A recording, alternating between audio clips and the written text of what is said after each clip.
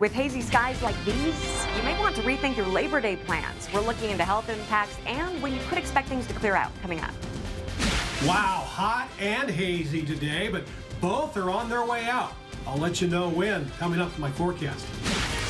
Plus, fires continue to spark this holiday weekend in our state. What we're learning about a new fire in Santa Quinn and a look at red flag warnings in effect.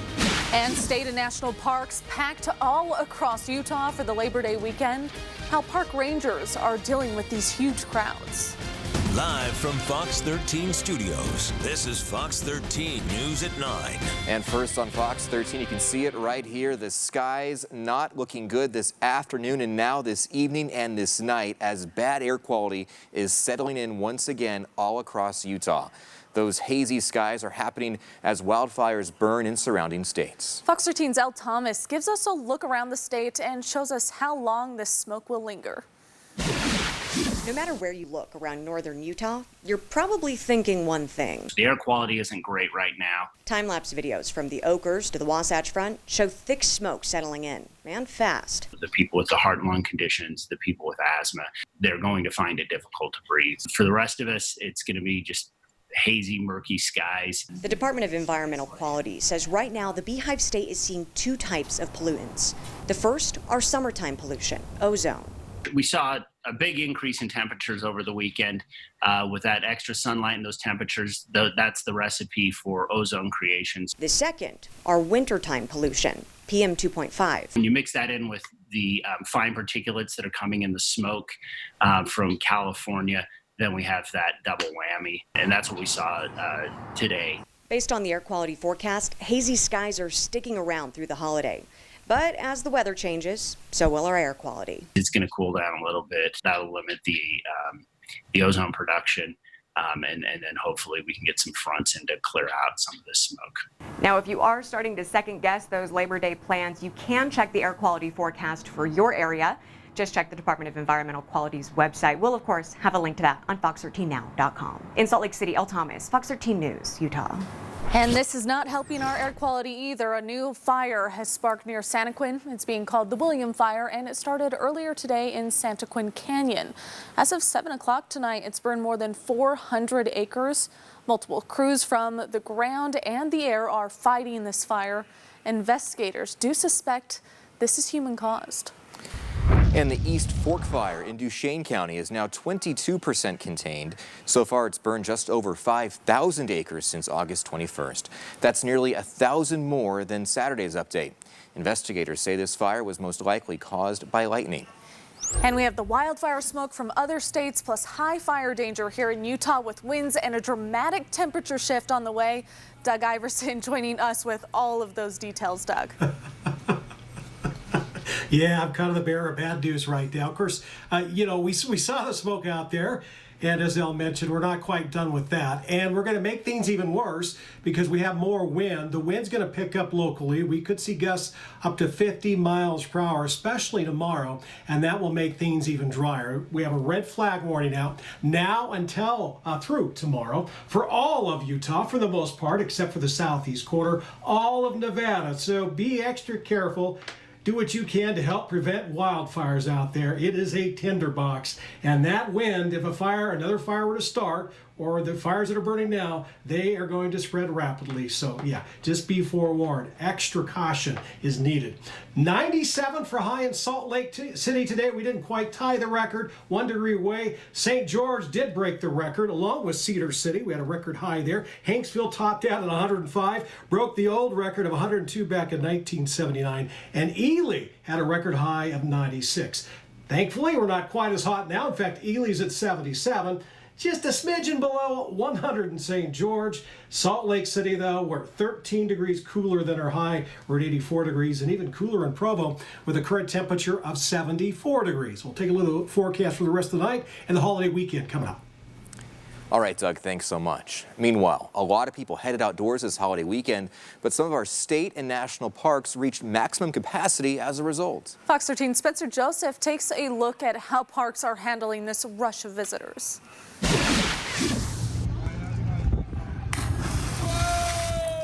On a beautiful Labor Day weekend, many people want to head to one of our 5 national parks or 43 state parks, but that's leading a lot of them to reach capacity. By 9 a.m. both Saturday and Sunday, Arches National Park had reached capacity and experienced entrance lines throughout the day. On the state park side, and certainly this is not the first Labor Day weekend for state park staff. They're seeing a lot of people too. And it certainly didn't disappoint. There's lots of folks out and about. Many, if not most, of our state parks are reaching capacity. While it isn't uncommon for parks to fill up on holiday weekends, a lot are filling up faster than normal as parks around the state are decreasing their capacity for COVID-19. And so there's a reduced capacity to help with social distancing. It's all part of that responsible recreation. But COVID precautions aren't the only thing to be aware of. Other safety precautions are important, especially with so many people. If folks are out boating, to choose to wear a life jacket. If they're out on a motorized piece of recreational equipment, choose to wear a helmet. And for Eugene Swalberg with the Utah State Parks, I'm at Steinecker State Park currently. You know, it's a absolutely fantastic day. He's enjoying his time this weekend as a spectator, not an official, but even he isn't immune to the crowds. I was at Red Fleet State Park yesterday. You know, it reached capacity and I had to wait a little bit in line in order to get in. So whether you're seeking adventure, a getaway, or just a breath of fresh air, know that parks across the state are doing what they can to keep you safe. And so as we do all those things together, then we certainly significantly reduce, you know, the chances of that, any kind of spread. Officials are saying tomorrow, the end of a holiday weekend, is expected to also be busy. Check ahead if you are planning to go to any of our state or national parks tomorrow. Make sure conditions are okay and the park isn't at capacity. At Antelope Island State Park, Spencer Joseph, Fox 13 News, Utah. And now to COVID-19 in Utah. Today, the state saw 388 more confirmed coronavirus cases. That brings the total number of positive tests to more than 54,600. The 7-day average has dipped below 400 cases per day. There are 120 people currently hospitalized for coronavirus. And 2 women over the age of 65 died from the virus. They are from Utah and Davis counties. Utah has seen 422 deaths so far. Happening now, Unified Police are searching for this missing woman. They say 72-year-old Mrs. Workman was last seen in the area of 4600 and Highland Drive, and that she is likely confused and disoriented. If you have any information on this missing woman, please reach out to Unified Police. Parts of Pleasant Grove are dealing with a water boil advisory tonight.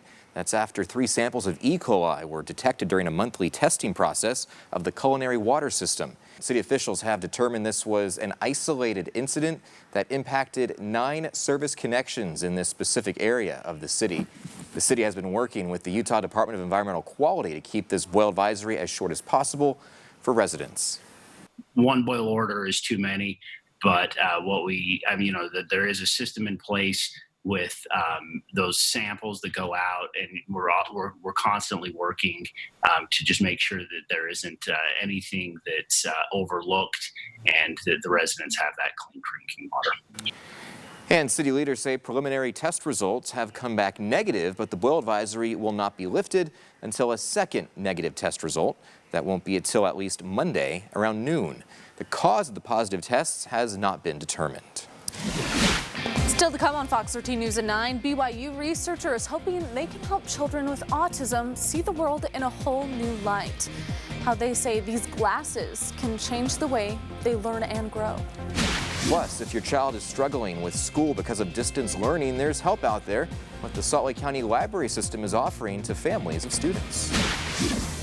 And we're taking a closer look at a piece of Utah history in Tualatin County. We'll take you inside the old Stockton jail in tonight's edition of Uniquely Utah. This is Fox 13 News. Welcome back. The Salt Lake County Library wants to help those who may be struggling with distance learning this year. Fox 13's Lauren Steinbrecher shows us their online learning resources. Whether in person or from a distance, learning looks a lot different this fall. Good morning. That looks awesome. You ready to go in? The Salt Lake County Library and staff say they know just how stressful this unprecedented year is. I have 4 kids who are in school right now. Which is why they say they've added free curriculum and resources to help students who may be struggling. The percentage of usage for BrainFuse has definitely gone up this year. BrainFuse connects students with tutors across the country. All you need is access to Wi-Fi and a library card. Anyone who has a library card can access any of these services at any time. There are live tutors available Monday through Friday from 1 to 11 p.m. and access to lesson plans and homework help is available 24/7. But we've really upped our game this year with everyone learning digitally. The library has loosened restrictions for library cards. Any student 17 and under can get one. So we've been trying to work more closely with all of the school districts this year, now that a lot of people are learning online. And we've done that by increasing the hours for BrainFuse, by giving access to the student library cards, which are now available. And also increased access students have to librarians. If you have like a research paper, for example, you could schedule an appointment with a librarian and they will just over the phone or through a video conference call work with you on a research assignment. Using some of our premium databases. The county library has online resources for children ages 3 through 6 to help prepare them for kindergarten. We'll link these resources on our website, fox13now.com. Lauren Steinbrecher, Fox 13 News, Utah. A pair of glasses could be a game changer for the way children with autism interact socially. Fox 13's Bob Evans shows us how these glasses came to light. I just had this moment where I was tired of not being looked at in the face. Heidi Kershaw is the mother of an 8-year-old boy with autism. I said, oh, if only I could put Mickey Mouse right here on my face. She saw a need that wasn't being met. And that's how it was born. Kershaw wanted to make glasses she could wear that streamed content to the lenses so she could keep her son's attention and see his eyes. Yeah, I just wanted him to look at me in the face. And I've been wanting this for his entire life, and I couldn't get him to do it. Kershaw says she reached out to engineering firms around the world. Each told her the technology was impossible or too expensive, until she connected with BYU's engineering capstone program. These students were saying, yeah, this is possible. And within 2 months' time, they came to me and said, okay, there's 2 different ways to do this project. What do you prefer? They came up with probably 80 different ideas of how to possibly approach this, and then narrowing down the ideas one by one. Daryl Goff was the capstone coach on the project. I have a pair here, and you can see what the glasses look like. Here's the piece of teleprompter glass, and then up top is the LCD screen. And on my hip right now, I'm wearing it has the control unit. Goff says therapists can wear these glasses, stream animation to the front of the frames, and fade the animation until their eyes appear like this. I'm going to turn down the image now, and the image will start to fade, and you can see my eyes coming through here, and until the image is all the way off.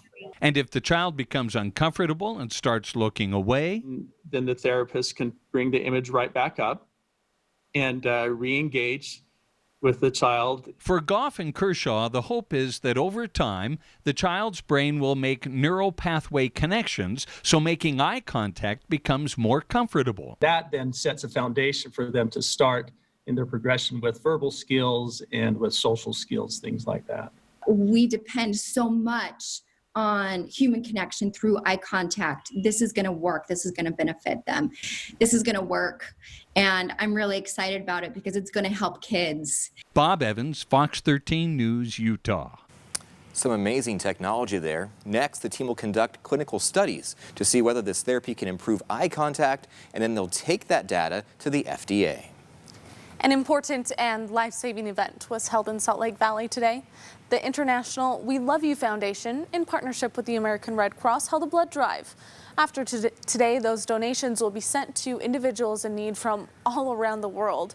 And just one donation can save up to 3 lives. People desperately need blood right now, and it's one way we can help in this time. The International We Love You Foundation is involved in aiding people in more than 67 countries. And while some people around the valley volunteered to donate blood today, others volunteered to make flags. The Utah Pride Center, in partnership with the nonprofit Project Rainbow, hosted a pride flag making event. Volunteers came to the center's parking lot to make the flags to stake all around the state this fall for this year's Pride Week. This year it took on a whole new meaning. I know year to year it's super special. Pride Month and Pride Week is such an amazing time in Utah for people to come together and celebrate individuality and expression of themselves. And Utah's Pride Week is usually a summertime event held in early June, but was delayed this year, of course, because of the COVID-19 outbreak. And the Urban Arts Festival in Salt Lake City is celebrating its 10-year anniversary.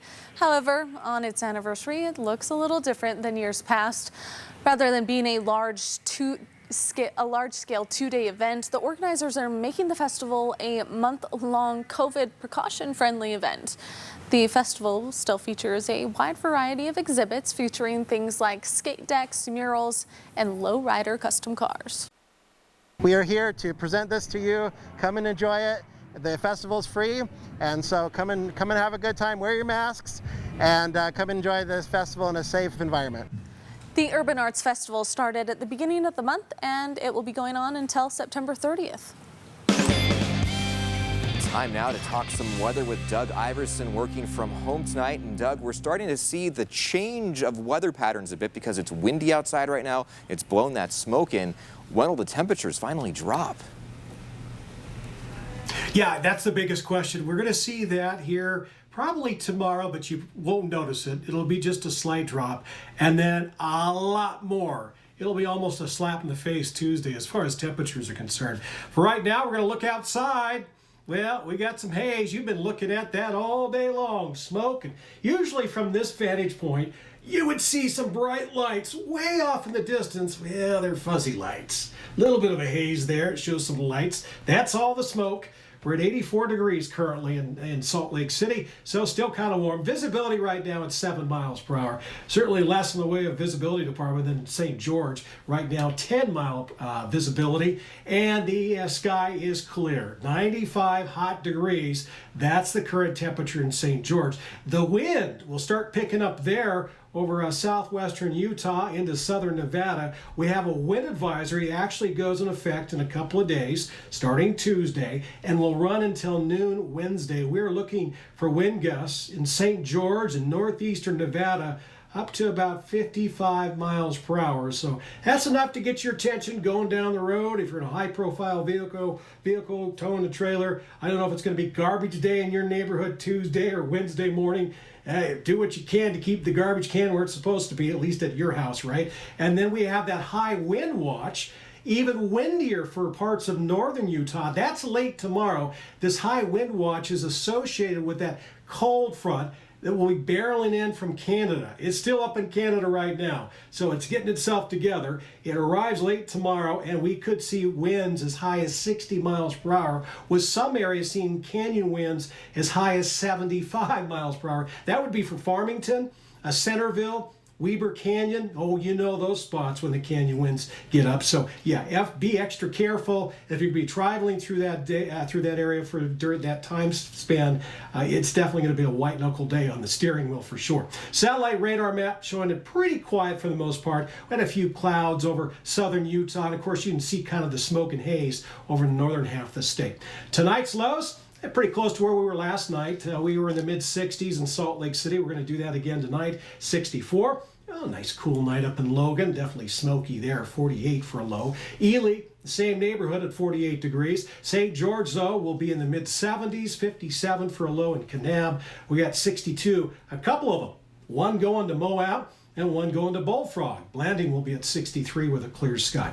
Tomorrow's temperatures, Labor Day, still kind of hot, still warmer than average for this time of year. Believe it or not, 94 for a high in Salt Lake City, but we'll be farther away from the record for tomorrow, that's for sure. St. George, wouldn't be surprised if it's another record high. And Cedar City, backing off from that record high today, we have 99. Tomorrow, we'll top out at 96. We'll call it mostly to partly sunny for southern Utah. And of course, smoky skies for northern Utah, northern Nevada. Some clouds trying to mix in with that smoke as well. Southern Utah, for the next 7 days, oh, the wind machine goes into overdrive, especially Tuesday and Wednesday, as we have that wind advisory out. And look at the drop in temperatures. Oh, 75, a couple of days of it. Won't be there long. By next weekend, it's hot again. And maybe not quite as hot as it was this weekend. 7-day forecast for northern Utah. We got a hot and windy day tomorrow, even windier Tuesday. 60 if we're lucky. We could see rain tomorrow night for northern Utah, and we could see some snow in the mountains of northern Utah and snow in the Uintas as well. So big changes, they're coming. All right, Doug, thanks so much. Coming up, if walls could talk, they could tell a lot of stories, and the stories in the Stockton jail would be ones that you need to hear. We'll show you this abandoned facility up next in the latest installment of Uniquely Utah. And how close are we to getting another stimulus package from the federal government? What Congress members are bracing for ahead of their return to Washington.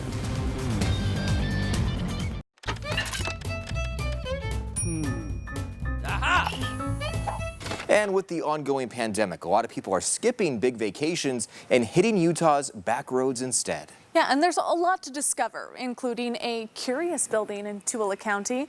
It's closed to the public, but Fox 13's Todd Tanner takes us inside in this edition of Uniquely Utah.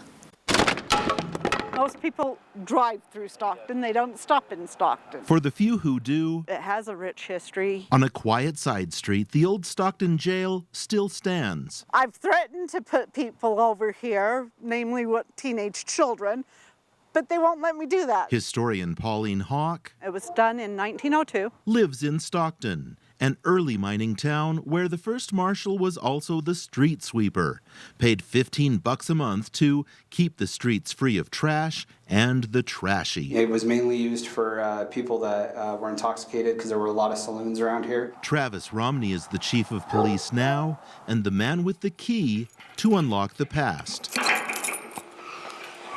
The town council at the time decided to make it out of concrete, and they actually specified in town council that it would be one window, 2 cells. And each of the cells would not have a window, but they would have an airport on each side. The roughly 5 by 5 foot jail cells are fairly dark. The walls are thick and made of concrete with only a bit of ventilation. This is the one and only window. From the cells, inmates couldn't quite see out, but sounds from passing trains would have come in, echoing off the walls just as they do today. Is the old jail haunted? There are a lot of ghost stories in Stockton, and I'm pleased to say the jail is not one of them. So luckily all the inmates did leave when they closed it down. Jails more or less like this were common in towns all over Utah a century ago. This is one of the few that remains. History is forever, and if we can keep this building standing for another 10, 20, 30, even another century, it's that much better for our kids, our grandkids, and our great-grandkids. In Stockton, Todd Tanner, Fox 13 News, Utah. Well, coming up at 9:30, the ongoing nationwide demonstrations over racial injustice are showing no signs of slowing down. We'll take a look at the violence happening in Oregon and New York. And intense heat and wildfires in the West this Labor Day weekend. We'll show you the scary situation some rescue crews are having to deal with.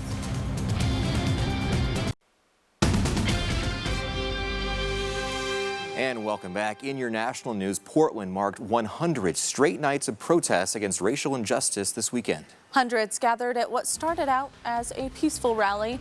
It escalated into a standoff with police, and some protesters threw Molotov cocktails and bombs. Others set off fireworks. The sparks ignited flames in the middle of the road, with one person even catching on fire.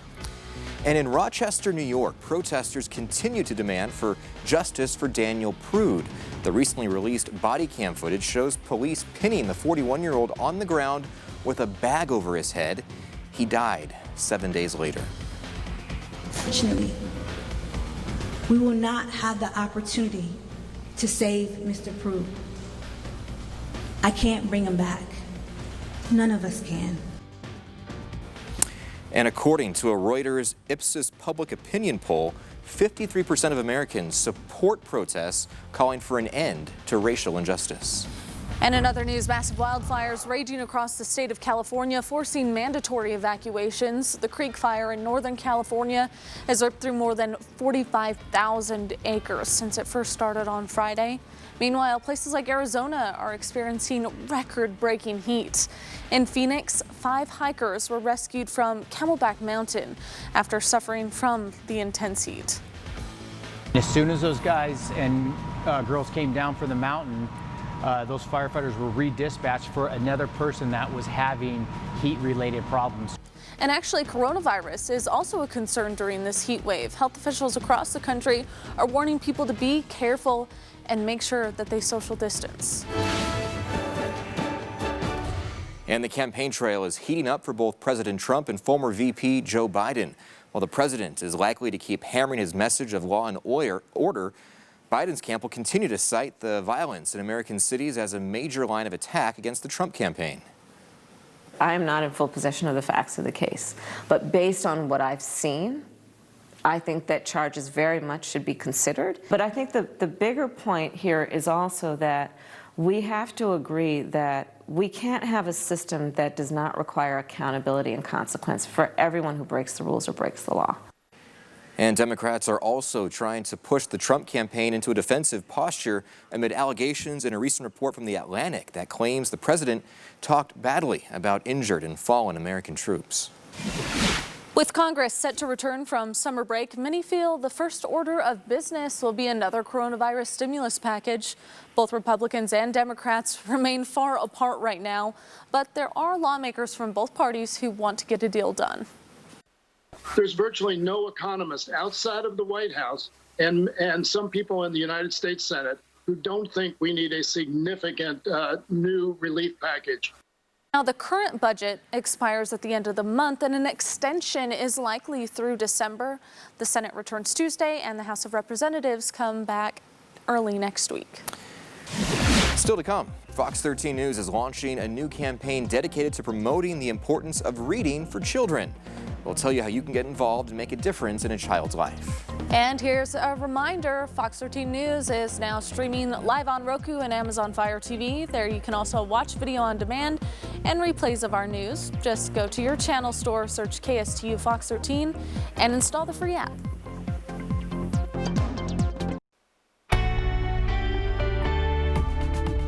Today is National Read a Book Day, making it a perfect opportunity for Fox 13 to kick off its If You Give a Child a Book campaign. Fox 13's Amy Nay has a look at one local program trying to help with childhood literacy and why it's so important.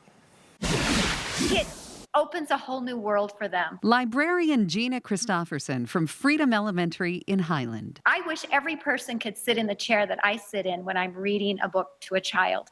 It's like when something connects with them, it changes their expression on their faces. And can truly change their lives. I just think literacy is so important. We've seen the research, once that gap is built where, kids fall behind the younger age, trying to catch back up can be so tricky. Laura Madsen, program director of Road to Success, says literacy affects all aspects of our lives. The way we think, the way we comprehend, the way we vocalize and express ourselves, it is so important for kids to be reading. Road to Success has kids log their reading minutes and earn those incentives. If kids are being consistent with their reading, as in they're reading at least 4 days per week, at least 100 minutes per week, they are able to earn rewards. But the real reward is when a child then learns to love reading. She thought she heard something following her. What's it like for a child you see when they get a book that they love? Oh, it's awesome. And not just when the kids are doing the storytelling. Once upon a time, there lived a king and queen. Parents reading to children, you can see the difference it makes. But not every family has access to books, especially with many schools closed and limited library time during the pandemic. It's important. If a child doesn't have books in their home as well as access at school, it really is hard for them. Access is vital, really. Road to Success helps thousands of students right here in Utah from kindergarten through 8th grade through these incentivized reading programs. For more information, go to rtsutah.com. Amy Nay, Fox 13 News, Utah. And here at Fox 13, we are committed to helping with childhood literacy in our community. We will highlight local programs and the importance of reading for kids throughout the month of September, as well as how you can help. Through donating to our If You Give a Child a Book campaign, you can make a difference in a child's life right here in Utah. Your donation will be matched by our station's parent company, Scripps, and the Scripps Howard Foundation, a drive locally supported by Ken Garf Highline. Just go to fox13now.com/giveabook. Still ahead, how two kids with a rich Utah history are making some cold, hard cash during the pandemic, plus how your kids can get in on the action too. Change in the temperatures, a change in the wind, and now we're going to go from a change to dry to possibly wet. We are talking snow in the mountains. Of your 7-day forecast next. And later in sports, how is BYU's game planning since the loss of their All-American tight end, Matt Bushman? Plus, it was really a tale of two halves tonight for RSL. Highlights and reacts against Minnesota in a bit.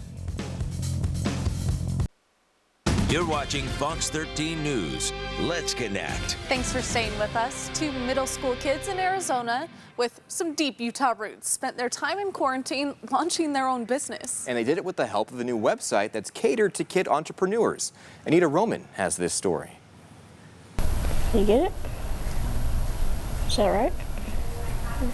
Are you sure? Business is booming for brothers Tanner and Tate. We got 5 orders today. T-shirt sales are up. We want people to remember that they're creators and that in any situation you have 2 options, to create or complain, and help them choose create. The 13 and 11-year-old middle schoolers started their online apparel company the same way any company starts, with an idea. And these boys used My First Sale, a Phoenix-based company, to develop that idea and then bring it to market. So things like investing and savings and grit and perseverance and delayed gratification, all those things are part of our online curriculum. So we're building that community. We're encouraging kids every week and every month on Zoom calls, coaching calls. Owner of My First Sale and self-proclaimed serial entrepreneur, Scott Donnell, says the goal is to teach business and life skills not taught in school, to provide the kids with a marketplace for the product and a company of support. For now, it's just simple businesses from your living room. A little bit of money, kids take something that they care about, they make products, bookmarks, shirts, as you'll see with Create or Complain, and they make them at home. I think they've helped us a lot because I don't think we ever would have gotten our business really going without My First Sale, because we wouldn't really have anywhere to sell. In their case, the apple really doesn't fall far from the tree. Dad, who has been involved since step one, encourages his sons to create like he did. My great-great-great-grandfather, Christopher Layton, who I was named after, he was an amazing man who started 3 towns. Layton, Utah, Kaysville, Utah, Thatcher, Arizona. He bought a ship off of money he made in the gold rush and took it back to England and paid for the passage of like 250 of his family and friends and relatives. So he was this guy that was just a creator. He didn't wait for things to happen. He went out and created possibility.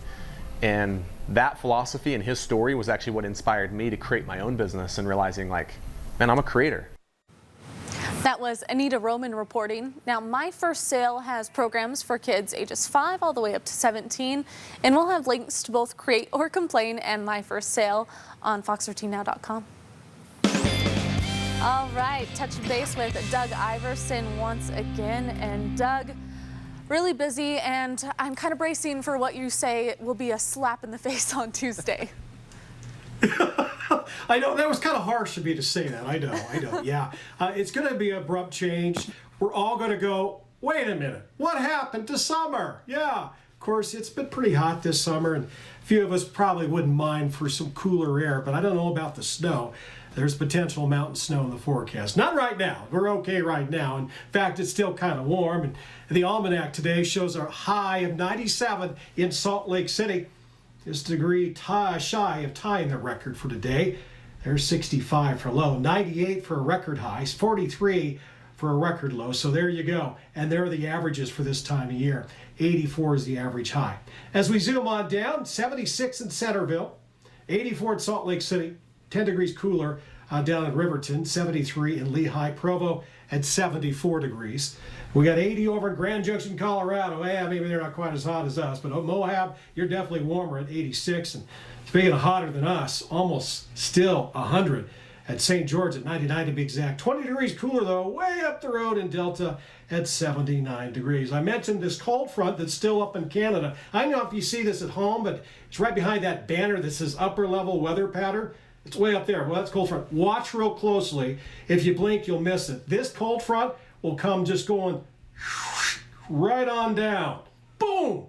It's already south of the border, south of us, by late tomorrow night, Tuesday morning. And being that it's moving in so fast, there's potential of high winds on Tuesday. So keeping a watchful eye on that. We could see gusts as high as 60. As I mentioned earlier, canyon winds could be a real problem Tuesday as well.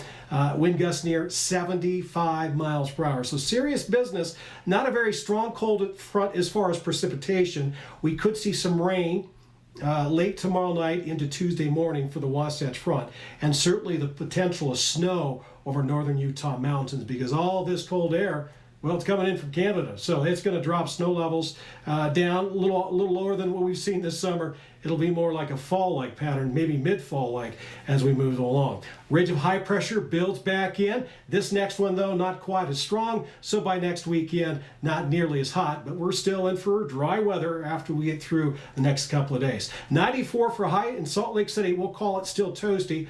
20 degrees hotter in Vegas at 114, Phoenix 110.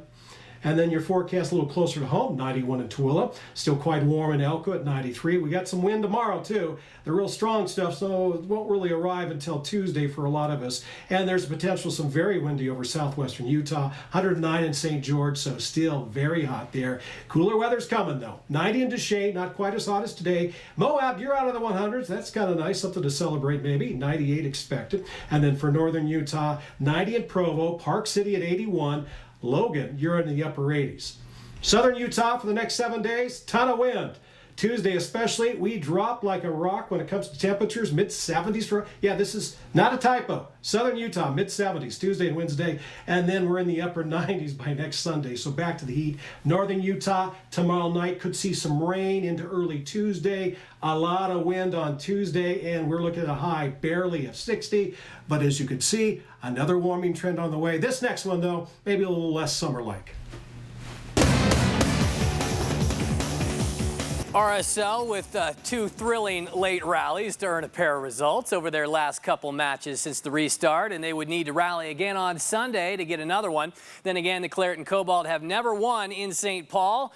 0-3 all-time at Minnesota. Giuseppe Rossi making his first start with RSL, takes a swing at it, thinks he has a goal. Pay attention to the ball in the line there. Does it cross?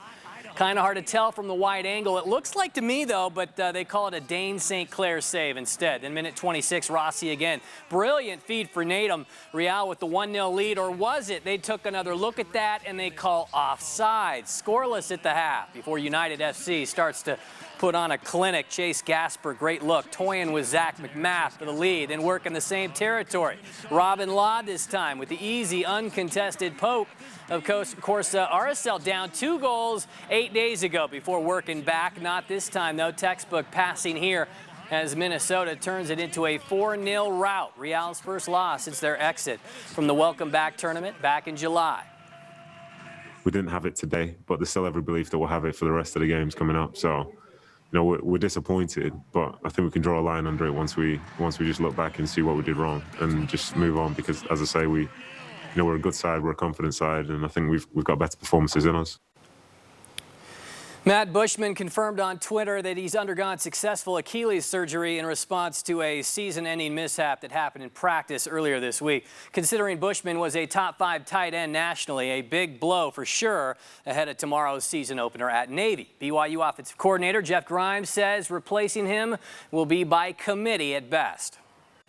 How can we do our best collectively to make up the difference? And that's what it's going to take. It's not going to take any one player just taking his spot. It's going to be a collective group effort to do that. Isaac Rex might just take his spot. Maybe another play, Mason Wake might. We need to fill in kind of the role that Matt was in, and we're kind of using different guys that, for different plays that Matt was kind of a key part of. The Tour Championship wraps up tomorrow, round 3 today, where Tony Finau lit it up. A handsome roll here to get things started with a birdie at hole 1. Then watch him works some magic with that wedge. What finesse. It trickles home to start the back nine. Finau shooting a 4 under 66 to climb up that staggered leaderboard into a tie for 12th. Dustin Johnson has a comfortable lead at minus 19. And coming up around the bend on the sports page, we'll recap the Jazz's entire first-round playoff series, the good, the bad, and the ugly. Craig Bolerjack giving us his thoughts on the complex relationship between Donovan and Rudy, plus some good NBA highlights from today and more on BYU Navy. You don't have to plan out family home evening this week. It'll be spent in front of the television set for sure. We'll be right back.